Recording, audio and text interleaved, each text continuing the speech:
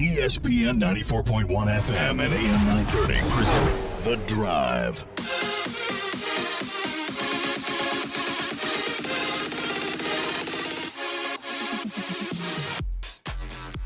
Today is Thursday, April 29th. Your drive begins now on ESPN 94.1 FM and AM 930. I'm Nick Verzolini filling in for Paul Swann. We got a great show for you today. Later on the program, we'll speak to Marshall softball coach Megan Smith Lyon, as her team is starting to play really good softball as of late, winning 6 of its last 8 games. We also preview tonight's NFL draft. We're going to focus mainly on the Marshall players that probably won't hear their names called tonight, but should hear their names called this weekend. And of course, we'll take your phone calls on the White Claw phone line. That number is 877-420-TALK. Once again, that's 877-420-TALK. White Claw, hard seltzer made pure.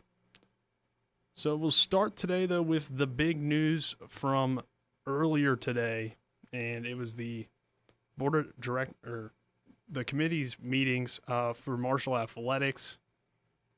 And some of the coaches had some ideas for new things they want in terms of practice facilities and just facilities in general. Coach Charles Huff, his first big proposal of the day is he wants a outside practice field on grass, because he believes that a lot of injuries occur on turf, which is statistically pretty true. Obviously, Marshall football with one of the better facilities in the Chris Klein Athletic Complex, but Huff wants to add an outside grass practice field, which makes sense. And he, due to injuries, I mean, that makes a lot of sense. And he wants to improve the program, so that's one of the things he is proposing. I don't think that would cost a ton of money, so I don't think that's an unrealistic proposal. Some of his reasonings didn't make a ton of sense. He said Marshall men's soccer practices on grass. They don't really do that often, so I don't know. He said it, and that's one of the reasons why they're successful. I don't think that really has anything to do with it, even if they did practice on grass a lot. But anyway, that makes sense. It would only, probably not cost that much to find 100 yards of grass and make a practice facility or a practice field for the herd. But that was one of the things he wants. Coach D'Antoni, though, he had the big plan. He wants a new basketball arena / practice facility. We've heard before he wants that to be on Hal Greer. That's a long-term plan. I don't see that happening during his tenure, because that would obviously be a big move to not only move to move the basketball team to a new arena, but to move every member of the athletic department to a new arena as well, because most of their offices are in Gullickson Hall / the Cam Henderson Center.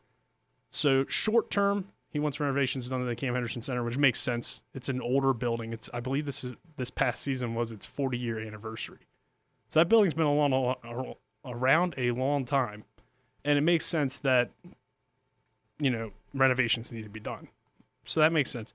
But a new arena and a new facility altogether, that's a lot. I mean, just in general, that wasn't the only things that he was proposing. And he said he wants a practice facility with 2 practice courts, a weight room, medical area, a restaurant that serves the athletes that's also open to the public, parking garages, 2 outdoor courts around the facility, and 20 townhouses that would house athletes, and they would have to pay rent. So that's a big proposal, and that's a long time stretch. But I'll give Coach D'Antoni credit. He wants this program to reach new levels. He wants it to be one of the top programs in the nation. Now, how realistic is that? I don't know. But probably nobody thought, 20 years ago that Gonzaga would be one of the top programs in the nation. And Mark Few did make it that way. It took some time, but Marshall hasn't had the success that he had either. But we'll see. If a new practice facility has been in the talks for a long time since Coach D'Antoni's taken over, he wants at least that. And I think if they did the renovations to Gullickson Hall that they've been talking about over the past couple of years, that could certainly get done. And maybe not a brand new arena, because honestly, I mean, the Cam is in a perfect location on campus. You move it down to Hal Greer, that causes students a longer walk or longer drive. I mean, it wouldn't be too far off campus, but right now it's in a perfect location, center of campus. To go to a game, you just walk, a few blocks, or not even that, for most students. and you're at the game. So I don't know about moving it off campus would be a great idea, but in terms of trying to improve the facilities and improve the arena itself, that makes a lot of sense. And if Marshall wants to get to that next level, it's going to have to make these moves. So coaches with some, I guess, bold statements today in terms of what they want done. And again, we'll see on those. I don't think we'll see an arena in the near future, but at least some renovations to the Cam Henderson Center could be coming. And of course, renovations to the Gullickson Hall to make that more of a practice facility for Marshall, I think would make a lot of sense. But the first thing first is Marshall needs that new baseball stadium. That's the top priority right now in terms of athletic department because, well, that's a sport that doesn't have elite facilities. And if it got elite facilities, could probably be pretty good. You know, you look at that program, and one of the reasons why they've struggled is, well, they don't have a field. They don't have a home stadium, really. They recently have made YMCA Kennedy Center Field their home, but it certainly isn't an elite stadium or what they want. So that would have to be done first before we even get close to talking about a new basketball arena. The practice field is another story. I don't think that would be overly expensive to have a grass practice field. The other big news is athletic director Mike Hamrick, he says that to plan for full attendance for fall sports as of right now. So that's great. If sporting events can get back to normal and have full seating capacity for the fall, that's a huge step. And it seems like based on the amount of vaccines that have been given to students on campus and given just in general in the Huntington tri-state area, that they feel like it would be safe enough as of right now to have full attendance in the fall for sporting events. But his contract is obviously expiring, and they didn't talk about that today. It has not been a subject for the Board of Governors yet, and he has not been terminated or extended. So as of right now, Mike Hamrick, we don't know what his future is as Marshall Athletic Director. He'll either be back, maybe he'll decide to leave for similar reasons to President Gilbert. I mean, he's deciding to leave, or he'll be terminated. But we don't know yet. They haven't made a decision on that, which was interesting to me that a lot of people thought that would be the big story coming out of it the day, and it wasn't addressed today. They didn't even talk about Hamrick today. So that's interesting.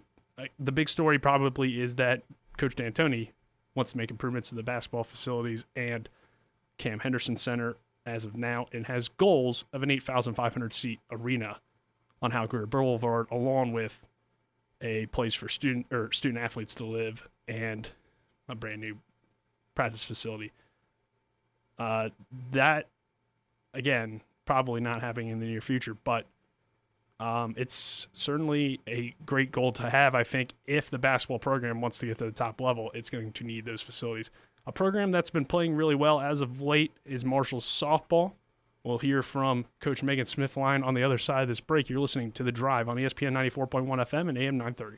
Buckle up. Paul Swann has the wheel on The Drive, ESPN 94.1 FM and AM 930.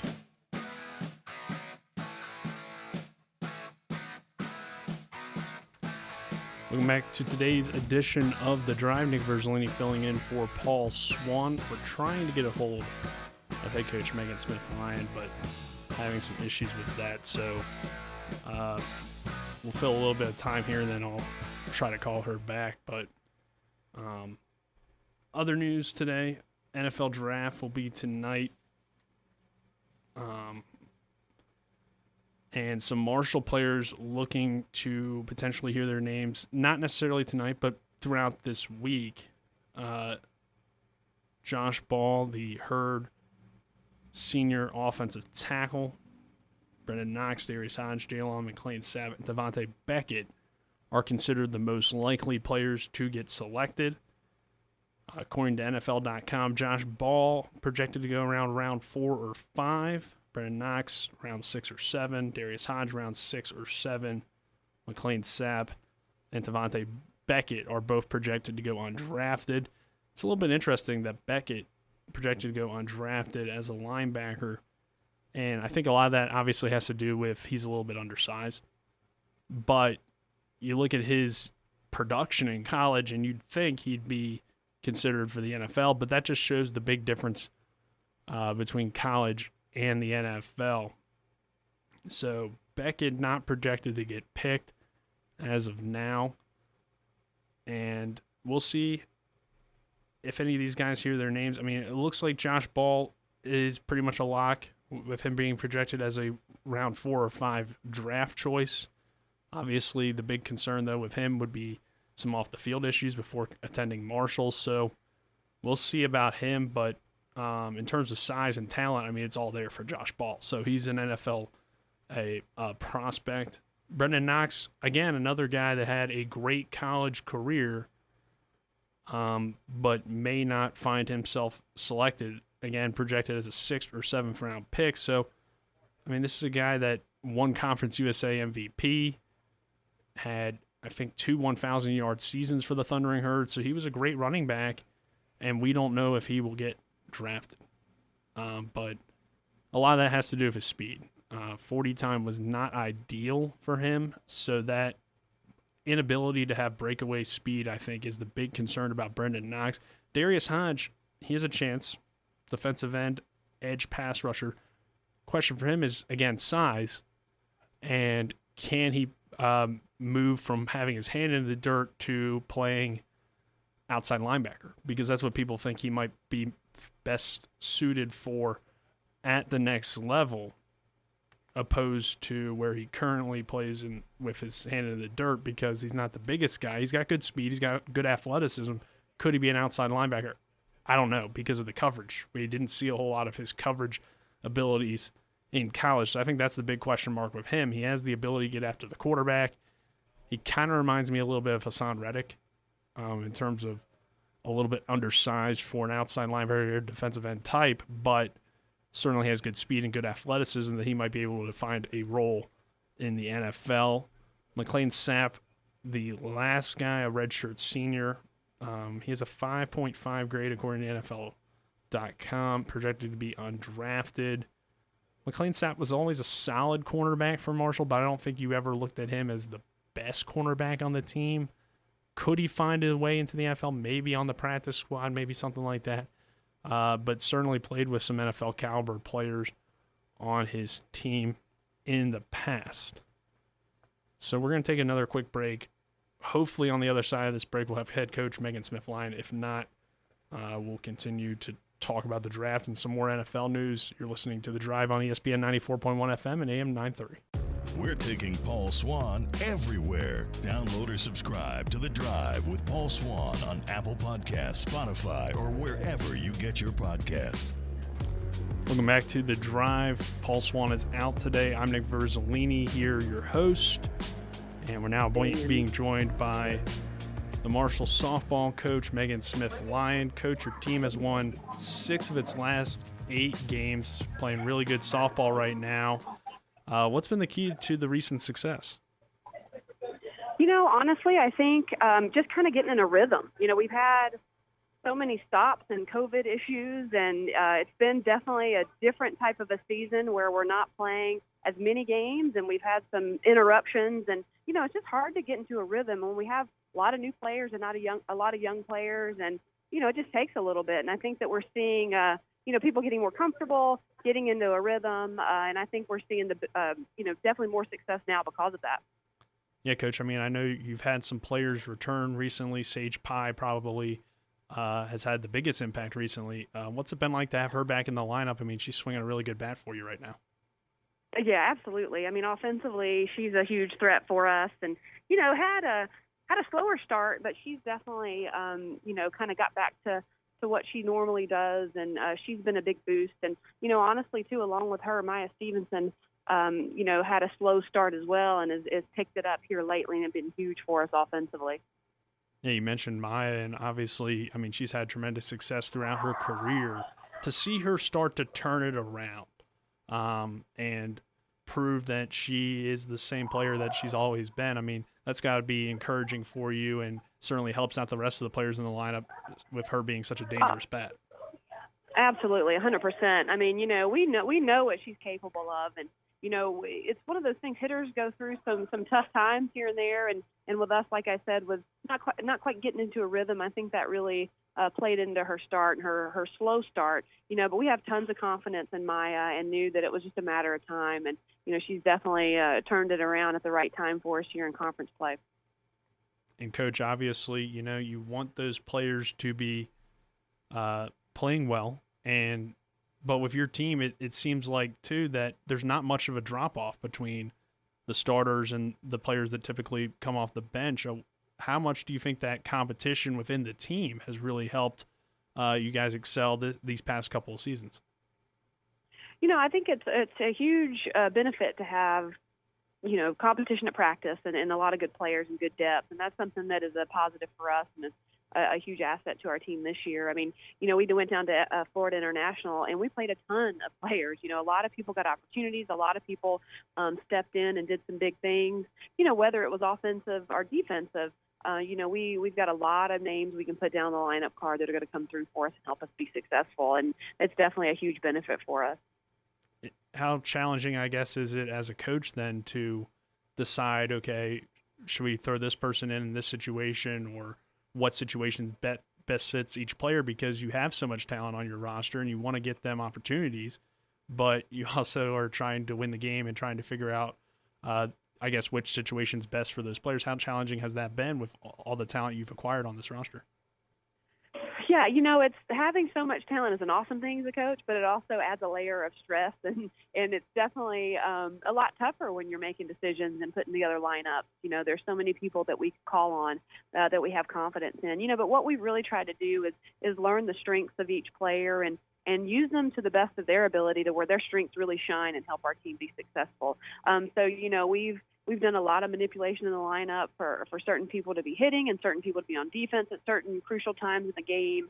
I think it's really, this past weekend, I really saw it work out extremely well with our whole team working together. I mean, every win that we got in Miami, it was a full team win. I mean, there were so many people contributing on both sides of the game, and that's fun to see as a coach. It's fun to see not just the same people contribute. It's fun to see the entire team, really have a hand in our success. So that was an awesome thing to see as a coach this weekend.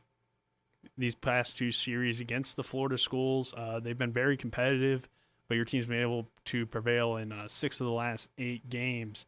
2 weeks ago, that was the last time that you got to play at home this season, at least on the schedule. So you were able to honor your seniors. Can you talk about the seniors a little bit and what they've meant to the program? Oh yeah, I mean, it's senior day is one of those special days. I mean, it's a fun day, it's a great day, but it's a bittersweet day. It's time for us to honor them and to appreciate all of the things that they've done to help our program. I mean, and they've been had such a huge impact on everything that we do, on their teammates, being great leaders, being hard workers. They really have, all 4 of them have been tremendous people, tremendous players, tremendous leaders, and like I said, bittersweet. It's awesome to honor them and to be able to pay tribute to them. But it's also, man, it's going to be tough. We don't want to lose them. We never want to lose our seniors. These 4 are really special and have done some awesome things for our program. You're listening to The Drive on ESPN 94.1 FM and AM 930. Coach Megan Smith Lyon, my guest, Nick Verzolini filling in for Paul Swann. Coach, how do you feel about this current time off? I mean, obviously it's getting late in the year, so it's a time to get some rest, but it seems like, too, that every time your team starts to get in a rhythm, you get a week off, and then maybe you don't play as well as you were before. So would you rather be kind of playing right now, or do you think that this time off will be beneficial in the long run? Honestly, that's a fun question. We've been talking about it as a staff. We were a little concerned about it, but honestly, I think it might be a good thing for us. We've had finals this week. Our players have been really stressed. It's hard to manage, academics in softball in general, but definitely during finals week, it adds an extra layer of stress. And our players, take a lot of pride in their academics. And, we have a lot of players that, are really academically oriented, which is awesome. So, they're stressed right now. And I honestly think this could be a good thing for us. We've got a couple players banged up. That gives an extra week to get some rest and recuperate. It lets our players focus on their finals. and, not have that extra stress of having to prepare for a conference game. So we're looking at it as a positive. We're still working at practice. We're doing some things as a team to kind of come together and work on that team chemistry too as we go into the last weekend. So I think it can be a really good thing for us to get this rest and really focus on ourselves academically and on the field for the next week and a half before we play Charlotte. Yeah, that makes a lot of sense. I mean, obviously finals week and want to try to stay in the classroom and get ready on the field as well. So your next opponent will be Charlotte. It will be the final series of the Conference USA regular season. They're right now at the top of your division. You guys sit in second place. So what kind of challenge do you think they bring in? Maybe even having this extra time off, you get a little bit extra time to prepare for them as well. Yeah, Charlotte's a tough team. They're a very well-balanced team. They're a solid team. They had a good year last year. They're having a great year this year. They're one of those teams that can do everything. They've got a really solid pitching staff. Their offense is dynamic. They have a leadoff hitter who is one of the best hitters in the conference and has been over the last few years. So, they're going to be a really, really tough challenge. And then we get them at their place, which is always another a challenge in itself, and for their senior weekend. So, we need to focus on ourselves and continue to build on what we've been doing. I feel like we have gotten better and better every single weekend that we've gone out. And, I think with the preparation that we're going to have over the next week and a half, my hope is that we continue that progression and we get better and play our best against Charlotte. And then hopefully if we make the tournament, our best at the tournament. So, we're excited about playing Charlotte. They're a great team, very similar to us. So I think it's going to be some really, really tough games. Yeah, definitely looking forward to that one, Coach. Coach Smith Lyon, our guest here on the drive, Nick Verzolini filling in for Paul Swann. Based on how you guys have played the past couple of weeks, and if you're able to gain some momentum at Charlotte, what do you think is the potential for this team moving forward into the tournament and a potential postseason tournament as well? Well, I think that when you're looking at our conference, there's a lot of teams that could go into that tournament if they make the tournament and do really well and go on a run, and we're one of those. I think that, any team, if we end up making the tournament, any team's going to be tough or is going to be scared to play us, I think, because of our tough offense. I think our offense has the potential to score a lot of runs on any given day. And, I think that our pitching staff has improved and over the last couple of weeks, Kaylee Joyce has really emerged as a strong pitcher for us and able to win games and have really solid starts. So I think, us having her emerge as a leading pitcher for us and with our offense, anything can happen in a tournament. And we're really confident in what we can do. We're confident in our team and our players. And, if given the opportunity in the conference tournament, we're excited. Yeah, Coach, I agree with that. I mean, your pitching seems to be really coming all around. And, last year the big story was obviously your offense. But this year you have even more pitching depth. And having that this year, do you think that makes this team maybe not necessarily better than last year's team, but a little bit more deeper than last year's team? Sure. I mean, we have more weapons, and I think that's always a positive. Last year's team was a talented team, and we didn't really get to see how that team was going to be in conference play. So this team, what we've seen is that we just have a lot more weapons to throw at teams in the circle, on defense, on offense. And I think that's a huge positive. We have known that we had more depth all year. We've seen it at practice. We've seen our players compete at practice, and we hope that was going to be a benefit for us. And we definitely have seen that it is. This past weekend, like I said, multiple people step up in some critical situations and come through. We had 3 pitchers that had really, really good weekends. So when you have that many people step up and do things, that's a huge benefit, and it bodes well for tournament play, especially the conference tournament. Is there anything you're looking for in the final regular season series before conference play that you want to see out of the team heading into conference play that would give you maybe more confidence or not believe, but I guess make you feel confident heading into the tournament? Well, I think we need to see some more consistency. I think that's one thing that, we've had 2 good weekends with Florida Atlantic and Florida International, but we still lack some consistency in all aspects of the game. So, if we could put together 4 consistent performances, which is hard to do. It's hard to do against the same team, but we could do that offensively, defensively, and in the circle. I think that would give us even more confidence as we go into the conference tournament. We've had great moments in every aspect, and we've been able to put them together a few times. We haven't quite been able to do it every game we've gone out in a weekend. So, our hope is that, at Charlotte, whatever the result is at Charlotte, that we see consistent performances and continue to build so we're prepared for that tournament. All right, Coach. Well, looking forward to the rest of the season. Thank you so much for joining me, and have a good rest of your day, and good luck the rest of the year. Oh, yeah. Thanks for having me. Go Herd. Coach Megan Smith Lyon joining us today on The Drive. Her team currently second in the Conference USA East Division behind the Charlotte 49ers, who the Thundering Herd will take on starting on May 7th at 5 p.m. at Charlotte, and that series will wrap up on May 9th. The Conference USA tournament being played in Bowling Green this year will run May 12th through the 15th, and then we'll see about postseason. There's a few different postseason tournaments that softball can play in. Obviously, the NCAA, if it's able to win the Conference USA tournament, then it would obviously go there. But there's a few other ones that Marshall's participated in the past that it could qualify for if those are still running. I'm not certain due to COVID-19, but in the past they kind of did. They have an NIT type tournament, a National Invitational, and in 2019 Marshall played in that after losing to La Tech in the Conference USA tournament and lost to Liberty 7-0. I think it was the semifinal game of the NIT for softball, the National Invitational Softball Championship. So Herd softball always competing at a high level and doing it again this year.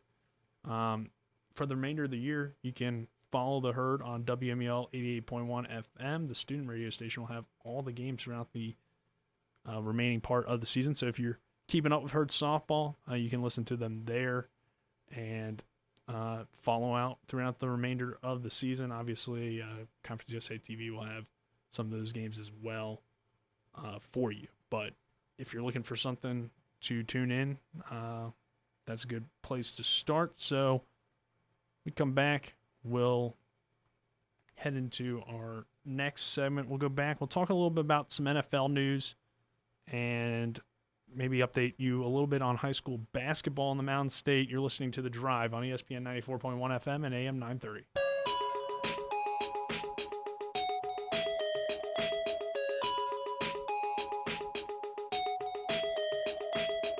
This is The Drive with Paul Swann on ESPN 94.1 FM and AM 930.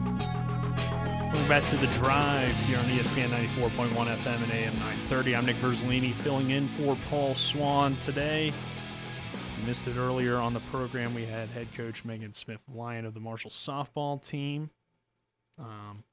We talked a little bit about the NFL draft in terms of Marshall players that could potentially hear their name this weekend. We're going to talk about some of the big news in the NFL today.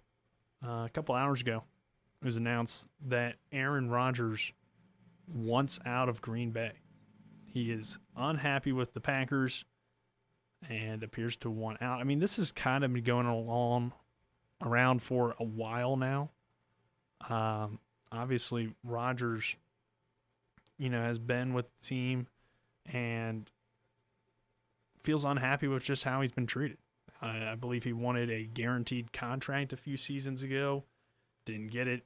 We know last year the only skill position the Packers have selected in the first round since Rodgers took over for Brett Favre in 2008 was Jordan Love. So a backup quarterback has been the only skill position they've selected in the first round. That certainly didn't make Rodgers happy, and now he wants out. And, of course, tonight's draft is looking very interesting because the 49ers have intrigued about Rodgers and apparently want to make an addition here. So, we're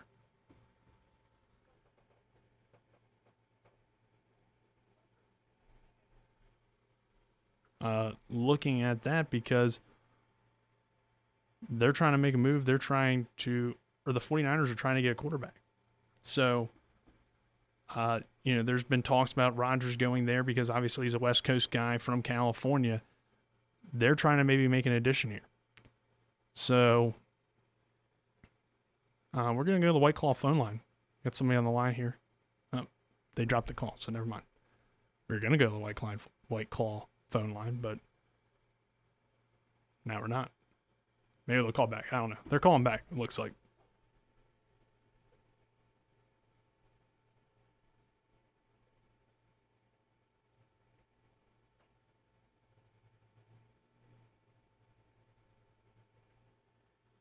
So we're going to go to the phone line here, see what this person might have to say. You're on the drive. Hey, thanks for taking my call. You're doing this solo, aren't you? Yeah, I am. That's impressive. Not hard, not easy to do. Anyway, I've enjoyed listening to you. You're very smooth, and like a lot of us, when you are searching for a word, the right word, you hesitate for a second. But I think you're pretty damn good. So I'm a Niners fan, okay. And I wouldn't be surprised to see the Niners end up with Aaron Rodgers before the night's over. That would be something. That would be great for them, I think. Obviously, they're looking for, a quarterback here. The other rumor I saw earlier today was that Zach Wilson might fall to number 3, and that would be their pick, supposedly. But you think they're going to go for Rodgers? I mean, the only issue with that, I think, is they might not have the draft capital to pull something off after moving up to 3. Well, you're exactly right, and that's my concern. You can't throw Jimmy G in because, as you mentioned a moment ago, they already have a quarterback prospect. So I think Aaron would like to get back to Northern California, and I don't know. It's going to be interesting. That's the beauty of the draft is there's so much smoke, you don't really know what's going to happen, do you? Yeah, it should be an interesting draft. There's obviously rumors about the Patriots moving up. So a lot of rumors right now, and in what's been a pretty crazy day in the NFL, Tim Tebow wants to come back and play for the Jaguars at tight end. Try to reunite him with head coach Urban Meyer. So, yeah, it should be a great draft. Who I got calling, by the way? Who do you think is going to be the first Marshall player? I think Josh Ball, based on the rumors. But who is this calling, by the way, and where are you from? Oh, this is Mike calling from Huntington. I'm sorry. Oh, you're good, man. It's good to have you on, Mike. Yeah, so you haven't been the intern. You've been somewhere else, right? No, I am the intern, Nick Verzolini. This is my final show. Well, again, you're not ending sentences with prepositions. And instead of calling the softball team them, you called them it, which is pretty strong. So if I was going to grade you, my man, I would give you a very high grade for today. All right. Thank you, Mike. Thanks for joining us here on The Drive. Call in anytime when Paul's on, too. Thank you. Have a good day, sir. But, yeah, the draft should be interesting tonight. And, of course, a lot to talk about with that. Some other things I was going to get into. Obviously, Rodgers, the big news. But, yeah, Tim Tebow wants to come back. He wants to play for the Jacksonville Jaguars at tight end and reunite with his head man, Urban Meyer. That's interesting. Of course, Tebow retiring from baseball. So it kind of seemed like this might be happening, right, when he retired from baseball. Because it seemed like, okay, well, what's he going to do now? And he's too good of an athlete for him to just stop playing sports. So he's coming back. He wants to be a tight end for the Jacksonville Jaguars. He's 33. I don't know if he can come back to the NFL and try to play tight end, but nobody thought he could come back and play baseball. And while he wasn't great, he did have some minor league success after not playing the game since high school. The guy's a freak athlete. I give him credit for that. We'll see. We'll see on if he ends up being, even having a shot. I think Urban Meyer is obviously going to give him a shot because of all the stuff he did for Urban Meyer when he was at Florida, right? So Tebow, a guy that could, come in and help us or help the Jaguars out there. So interesting news there that he wants to come back and play for Jacksonville. Bunch of teams rumored to potentially be moving into the top 10. You have the New Orleans Saints. They want to move into the top 10. The Panthers traded Teddy Bridgewater to the Broncos the other day, and now the Patriots, they want to move into the top 5 as well, potentially. There was a rumor that they're going to try to move up to 4 earlier today.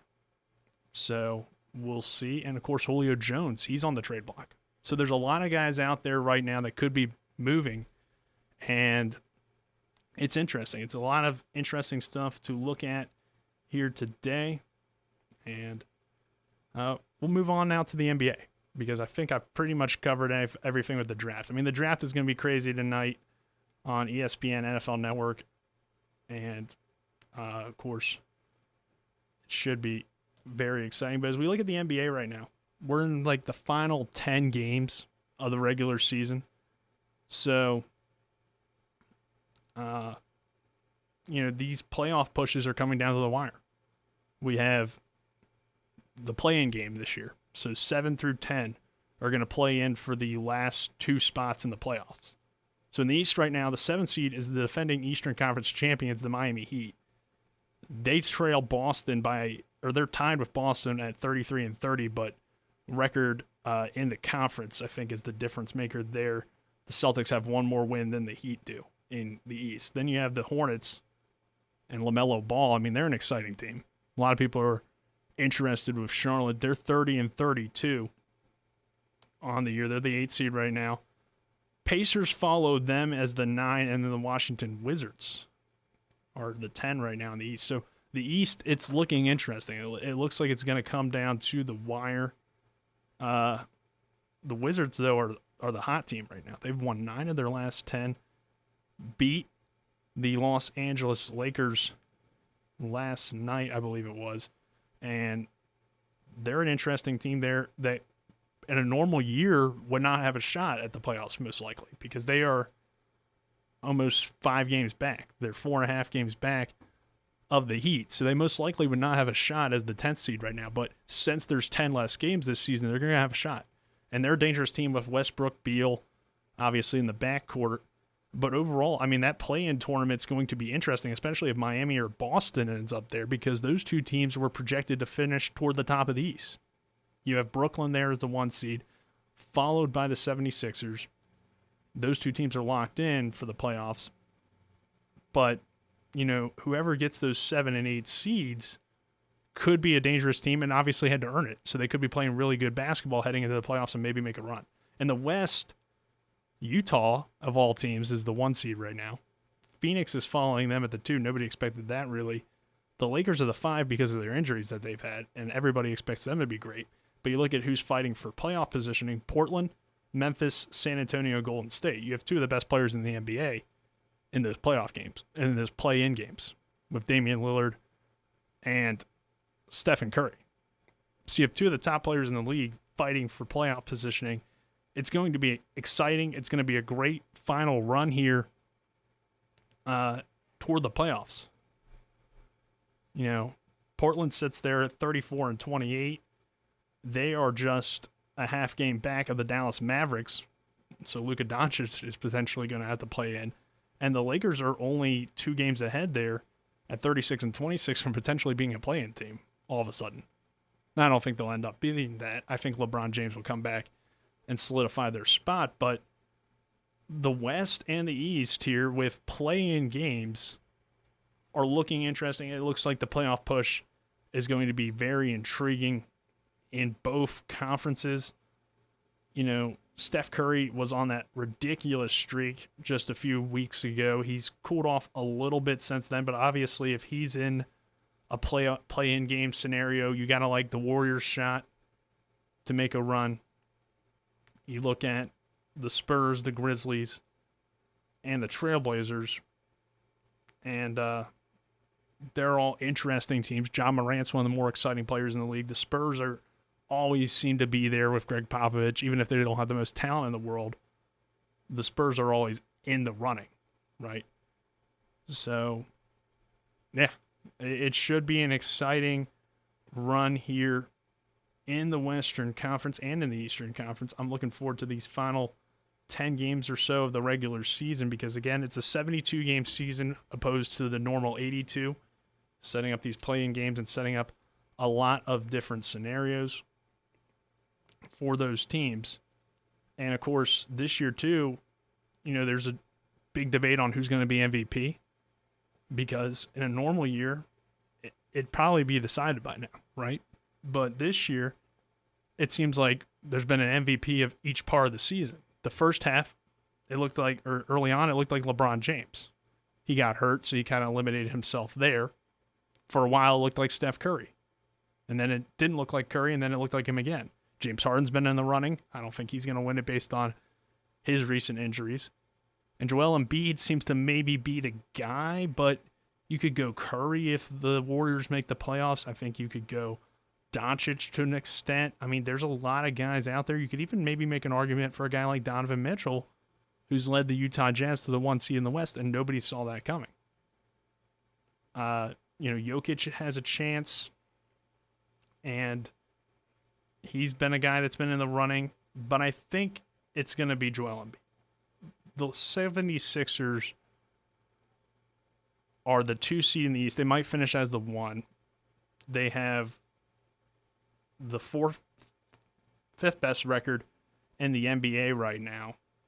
And I don't think a lot of people saw that coming based on how they kind of finished last year. So I think it's going to be Embiid. But again, there's no lock there. So it's weird. It's different than a normal year. The last couple of seasons, Giannis Antetokounmpo has pretty much won it, right? And there hasn't been too much debate.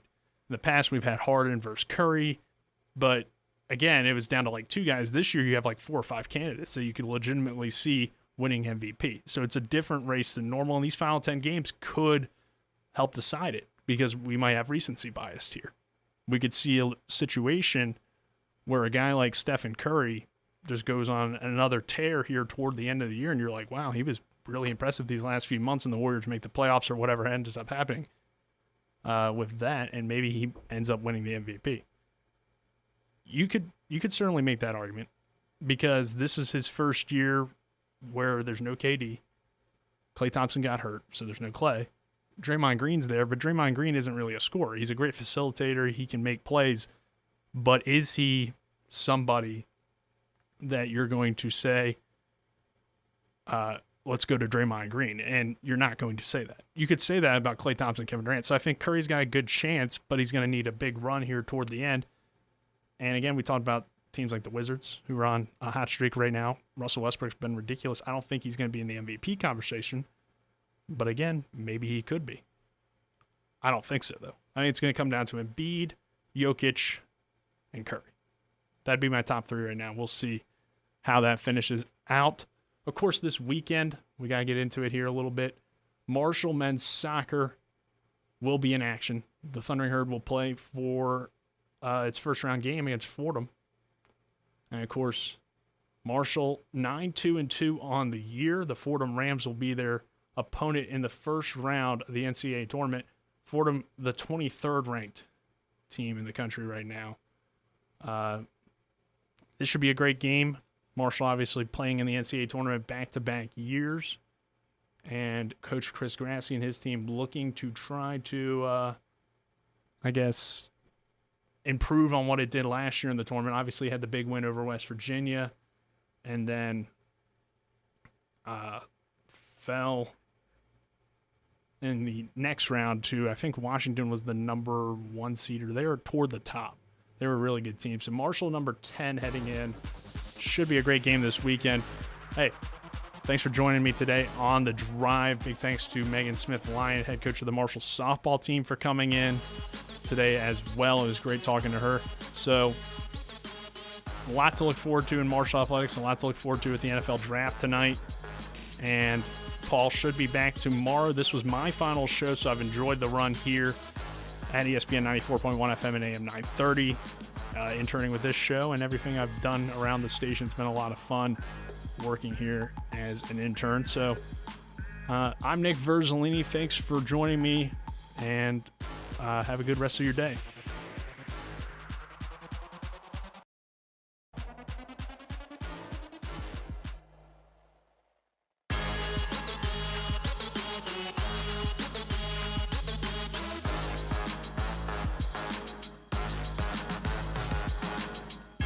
WRBC Huntington, W227BS Huntington. This is your radio home for Pittsburgh Pirates baseball, ESPN 94.1 FM and AM 930.